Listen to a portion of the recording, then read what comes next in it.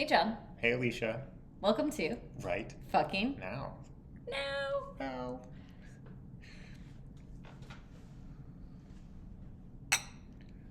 Our Cheers. audio-only listeners will be wondering what's happening right now. Why the long pause? We're cheersing. Gonna have to watch. Mm-hmm. All right, I got our jumping off point for today. I have no idea what it is. The core concept is, are you or are you not just simply allowed to want what you want? Yes. You are simply allowed to want what you want. So there need not be a reasonability factor for it. There need not be a lack of hypocrisy for it. There need not be anything other than simply, I want what I want, and this is what I want. It doesn't matter if it's never been done before. It doesn't matter if it's completely unreasonable. It doesn't matter if 99.99%, or even it doesn't matter if every single person on earth you perceive would reject it. If you're allowed to want what you want, you're allowed to want what you want. Yeah. Yeah? Absolutely. That's... I mean, it depends on what the collective conscious, how the collective consciousness responds to what you want. But one is allowed to want what they want, right? I think of two immediate examples. One, we probably all go to, is the idea of Hitler. You gotta go right there. You Right gotta to take the Hitler. most extreme example that's available in history. He wanted what he wanted, and he got it, right? He got the opportunity to kill a bunch of people he didn't like, right? Collective consciousness decided after some time, not right away. Collective consciousness went with it for a while. Yeah. But then they decided, okay, maybe this is bad. Maybe we shouldn't do this, right? At least in my reality, that's what resulted. Yeah. The other thing that I think about is I went to the Bashar event back in September, and there was a guy who was talking about how he's able to read women's trauma based on breast like consistency and makeup, and how he helps them process their trauma is by essentially filling them up. And like, who am I to criticize whether or not the methodology works? But like, you know, as an outsider with my preconceived beliefs and notions, my knee-jerk reaction was like, oh, that's a pretty wise way to get paid to feel up ladies. But at the same time, like, I don't know, he created this reality where he gets paid to do so, and he's still doing it, and he's getting paid. And I mean, from my standpoint, whatever, I don't care. But my belief system was like, what? If we truly believe in the law of attraction, or the law of resonant frequencies matching and coming together, then we're able to perceive all sorts of options, but ultimately we can only experience that which we choose consciously or unconsciously to vibrate with, right? So technically, regardless of no matter what anyone else wants, it should really have no bearing on us. Likewise, what we want, other people who wouldn't vibrate with that, even if the perception is 0% of reality would vibrate with that, it shouldn't really be of significance unless we're playing the game of being able to create in other people's reality, or other people being able to create in ours. Well, and that's the other thing too, is the other people who are not a vibrational resonance of it, Or residents. They don't live at that vibration. They might not even know about it. They might not ever hear about it. They might not ever encounter it, right? And in order to hear about, encounter, whatever, something means that I have at least a certain amount of resonance with it, right? Resonance with it. Yes. So, for example, it is officially November 10th. The government is still officially shut down. And the only reason why I know about that is because I have a certain amount of resonance with it, right? I haven't personally watched or seen the news on any of it. But I do have friends who are traveling, so friends have talked about the fact that, like, oh, this is a thing. So that's my resonance with it. My understanding is you've had even less exposure. You have less resonance with it, right? Yeah, none whatsoever, until I walked into a gym that had a TV on, and I just looked up and I saw, like, longest shutdown in history, and I guess I was unaware of it until it already reached that threshold point. So, to put it in very 3D terms, you probably have less resonance to because you have encountered it less. And so so I think that that's even more justification for somebody to want what they want. Yeah. Quote, in quote marks, despite what might be reasonable or what might be just or what might be with or without hypocrisy, right? Yeah. I've been playing a lot with kindness lately, and I love kindness. It feels really good. I discovered in speaking some of my desires, being like, I own them and I'm going to speak them, I felt like lack of vibrational resonance on certain topics with certain things that other people who I normally resonate with, like it was a topic that we weren't resonant on. And then in the idea of kindness, I was being like, oh, I'd really like to be kind, so I'll just give up this desire because it doesn't vibrate, and maybe it's not kind for me to desire something when someone else in my presence doesn't desire it. So then I was playing with repression for a while to be like, oh, it's not kind for me to want this, even though it's completely arguably harmless from an objective perspective. But then I realized by like repressing it, it came back 10 times as strong. Mm-hmm. And the mental path I took to release myself was just saying, it's all right that I want what I want. It doesn't have to come to pass. It certainly doesn't have to come to pass with anyone who doesn't want it. I don't have to speak about it. I don't have to take action about it.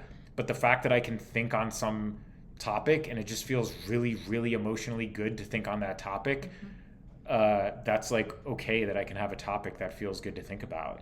Absolutely. And I think even in that instance, though, of this vague example you're giving, I'm realizing it wasn't actually you, but right after I finished that sentence, I was like, oh, we had a conversation the other day where it was marginal, though. I don't know if you're thinking of that one. No. Okay. No. Cool. I wasn't at all. Now I have no idea what he's talking about. Sweet. But I think it's more so, too, like, and I think I heard you say, and I usually have my notebook with me, and I don't, so I write down keywords, so I'm going off memory. But if I think I heard you say something to the fact of like taking on this conversation with somebody on a topic that you perceived the other person was not comfortable with, taking it on didn't feel good, right? And so you decide to pull back. Yeah. But like that didn't feel goodness of it, per what we've learned from Joshua, says that negative feeling is coming from a misbelief that we hold about the situation, right? So the reality is you could take on that conversation with ease if you work on the belief that's underlying whatever that topic is or whatever that conversation is. That feels really good. And it's so Neville Goddard-ish, who constantly says every person is the physical representation of a belief within your own field of awareness, that you're physically able to engage with that belief. Yeah, that's a really powerful recognition, and hell yes. And that's interesting. And I have done that a few times, lean into it from a curiosity perspective to extrapolate more, what must I believe by what this person's reflecting to me? Yeah, great point. Yeah, and it's one of these things, too, where, to quote a version of what Peter Crone says, it's, life will keep presenting you people and circumstances to show you where you are still limited, right? Where you're still in one of those mental prisons that he talks about. And so where you're truly not free. Yep. And so I would say it sounds like this is one of these instances where maybe you're bumping up a belief, a mental prison that is your own, that if you choose to dissolve that prison, that taking on this topic with this person would be a non-issue. Yep. And it could be as simple, too, as just a very broad, core, overarching belief. Something like, no one would want to do this with me, or no one would share this perspective if I held that. It could be as plain and simple as that, the reflection back down to something super specific. What I hear from that type of statement, like the energy behind that is like some sort of like isolation.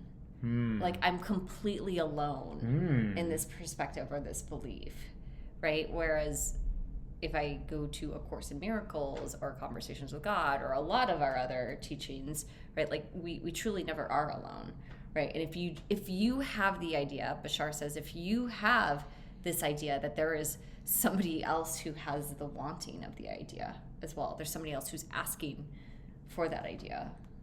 So you're wrong. That's great realigning right here, right now. You're practicing it and recognizing that. And those are the two biggest overarching beliefs that I find coming up is like worthiness. Like, am I worthy to receive this? And shifted boxes, total loss of train of thought, which is a great thing. I think you shifted me out. Good. Which is going to inspire me to my second topic, which I really have been contemplating a lot and don't have total clarity on. A lot of people, especially in the Dr. Joe community, talk about a dopamine addiction. You get addicted to the dopamine. If I'm understanding Dr. Joe's broader premises, and actually that of Bashar and everyone else, the brain is the physicalized projection of my energetic field of consciousness. The field of consciousness gives rise to an image of a brain, and that image of a brain can be measured. And what we're measuring is actually the seat of my consciousness, the energy, which is then being projected into physical form, which can be measured. It's not the physical brain that is the origin of consciousness. And it's not like my brain is causing me to do stuff and it's the synapses of my brain. It's what my non-physical mind or consciousness is doing, being projected into the brain. And then the brain is the equivalent as well to like physical chemicals in the body, i.e. dopamine. So if I'm feeling really good in consciousness, that's going to result in the quote unquote dopamine dump that's then measurable within my body. So it's almost this idea, and I've heard several people ask Abraham, they're saying like, I'm addicted to things that feel good. I'm addicted to joy. And Bashar's always saying the human perspective is always going towards what feels good and running away from what feels bad. And where we get wonky is we create belief systems saying what's bad is good and what's good is bad. But I've been contemplating, how can one be addicted to dopamine when dopamine is the effect, not the cause? The cause is a shift in my consciousness. The effect is the projection into the 3D reality of a chemical called dopamine, which is then measurable. So it means whatever occurring in my consciousness is what felt really fucking good. And then that's what became measurable. So then people get addicted to the cause or causes. Yes. Potentially, like drugs are such a good example, right? This exogenous external substance, even though it's all occurring in my consciousness, I reach for this thing that I perceive to be an external substance to make me feel good. But what's the difference? I don't know what you're talking about. I'm holding up a wine glass for people who are watching. Yes. Aren't watching. So it would be the same thing as reaching for a thought that feels better is the same as reaching for an external substance, and then it would all be in the definition of this is a harmful external drug. I shouldn't be taking this to realign, but it's okay to reach for an internal thought to feel better. And then like where that boundary is and when something is a dopamine addiction and when it's not. Because if all of us are students of Joe or Abraham or Bashar or one of them, then we all have a fucking dopamine addiction to thinking better feeling thoughts.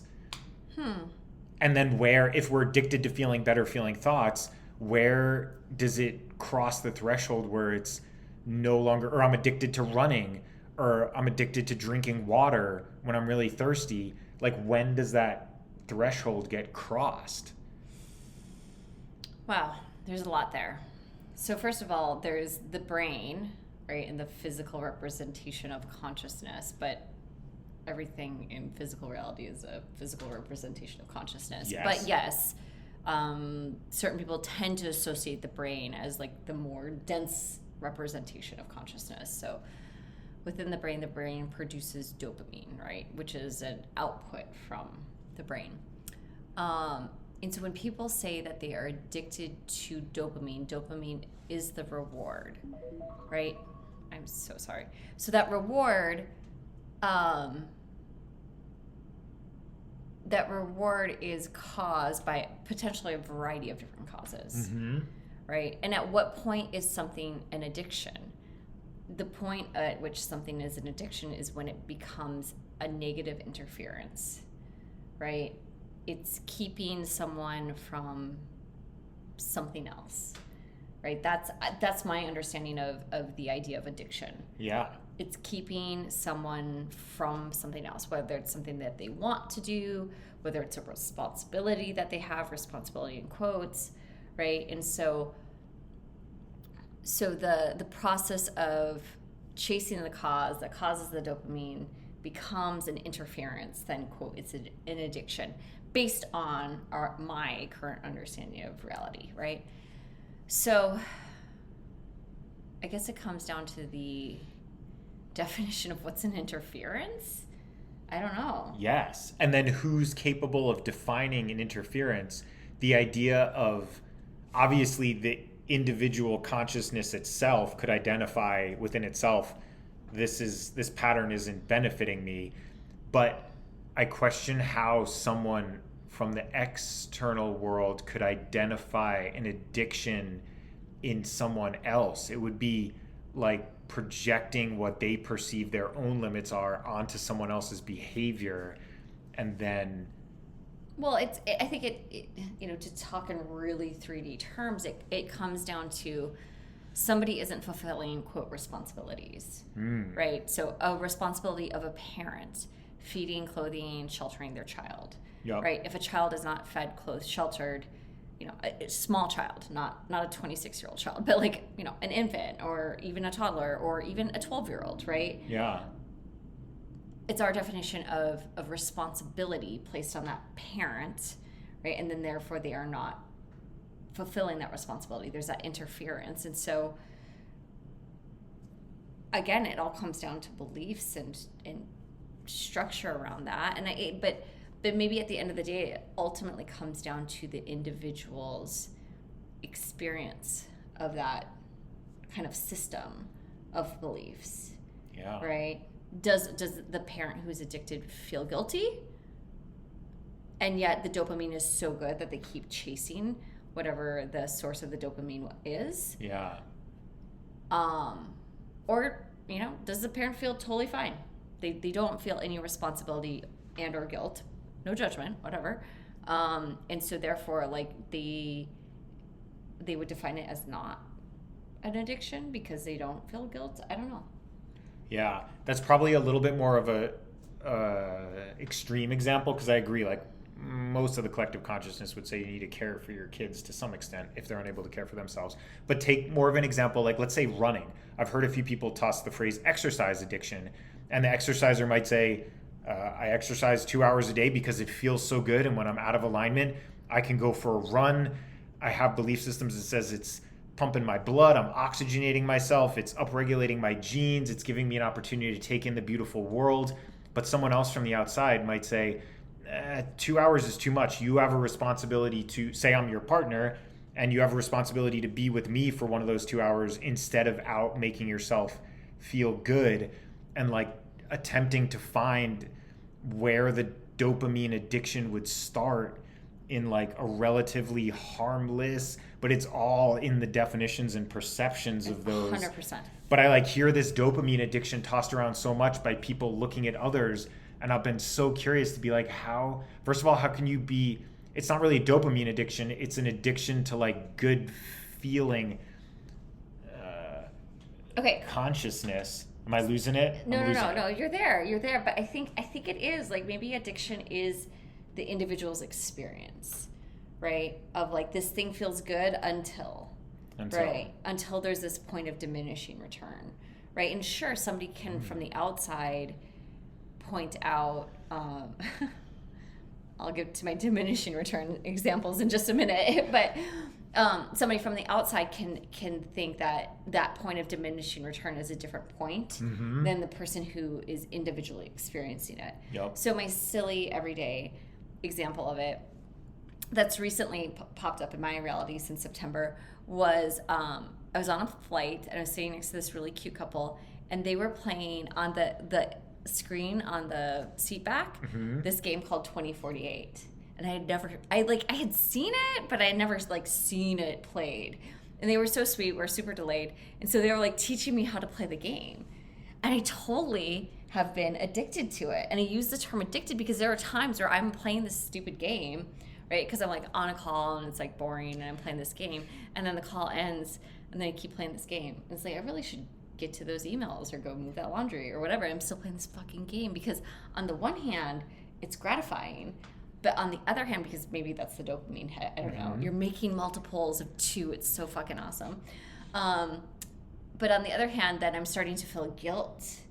I should get to that email. I should go move that laundry, right? But that's my own belief system of like time scarcity. Yep. Right? So I'm letting my belief system of time scarcity bump up against this cute little gratifying harmless game, and I've spent 5 minutes on it. Who the fuck cares, right? Like, it's okay to chill for a second. Yeah. So that's just all a personal definition, though, right? And it's becoming a problem for me. I define it as a problem. Okay. Not anybody else. So I don't know. So that's one example. It's a good one. The other one's not relevant anymore. So I don't know. What are your thoughts on that? I would say then from that perspective, the majority of the world is addicted to work.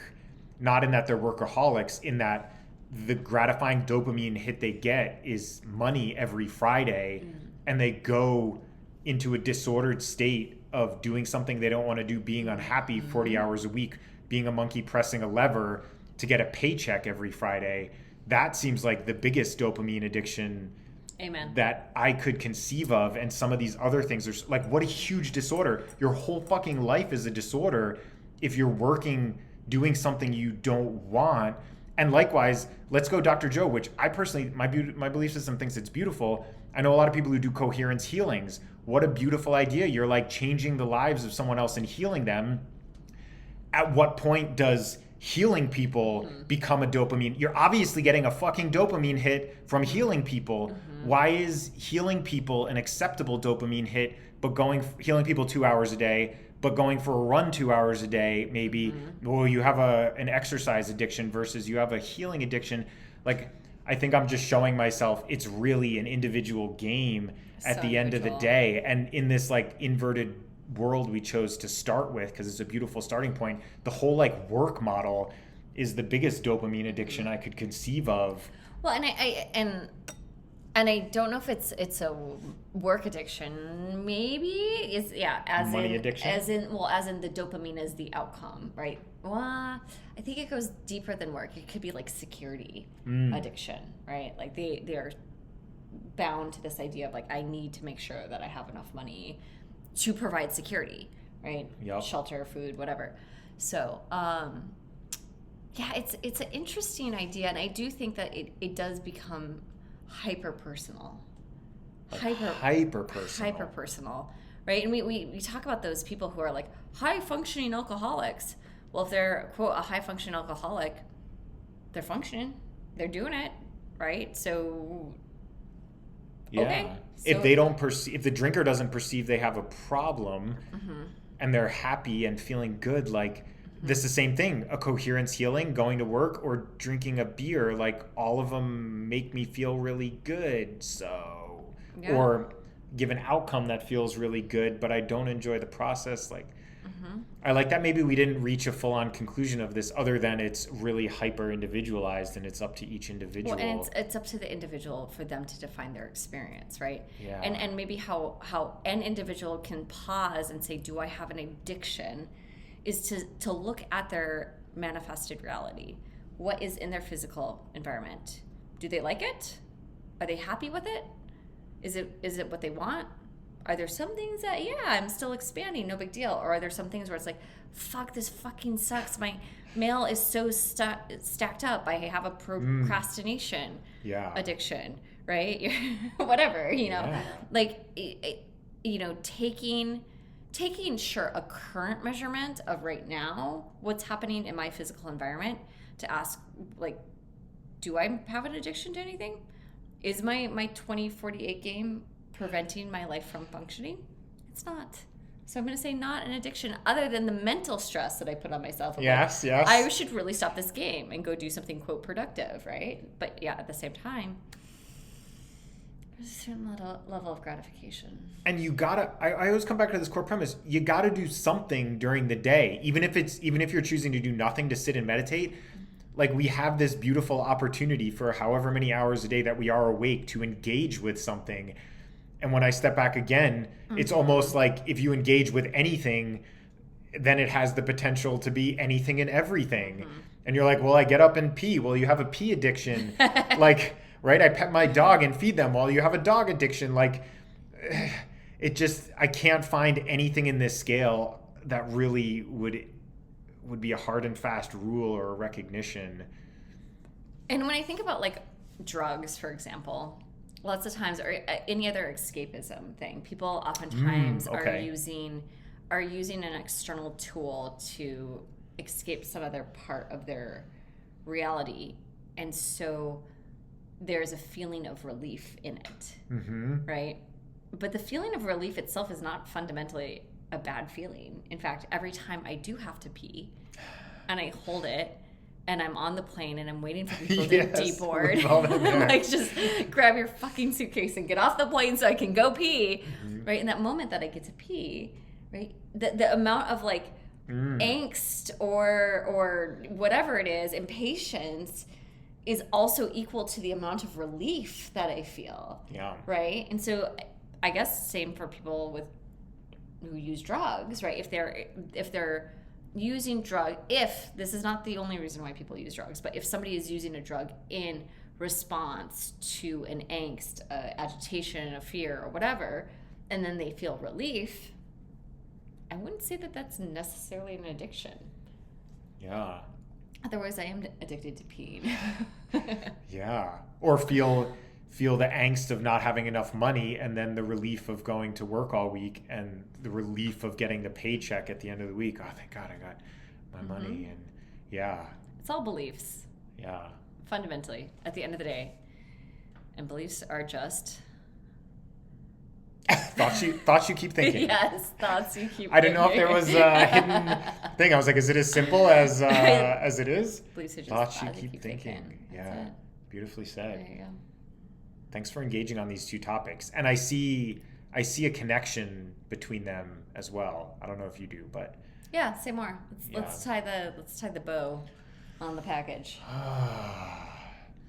So you're allowed to want what you want, yes. And what you want to engage with could be defined by others as an addiction, but at the end of the day, it's only up to me or you to decide if what you want is okay to want and what you engage with is good or bad or whatever to you. It comes down to be such an individual game sometimes that it's mind-boggling. It's like we have friends to bounce off of and collaborate with and play with, but so much of it, I mean, the way our friends show up is all based on how we show up for ourselves. Exactly. So, I was going to say, even our comparison points are a reflection of where we are at. Yeah. Right? So even like our comparisons are biased. Perhaps this episode should be titled, It's an Individual Game. I thought it was going to be you're allowed to want what you want, but maybe it's an individual game. It's an individual game. Yeah. And it's up to you to decide what we should have named this episode. But I always turn the comments off because I don't really care what anyone So thanks thinks. For playing. Okay. I feel good. I feel good. Thanks for listening. Peace. Until next time.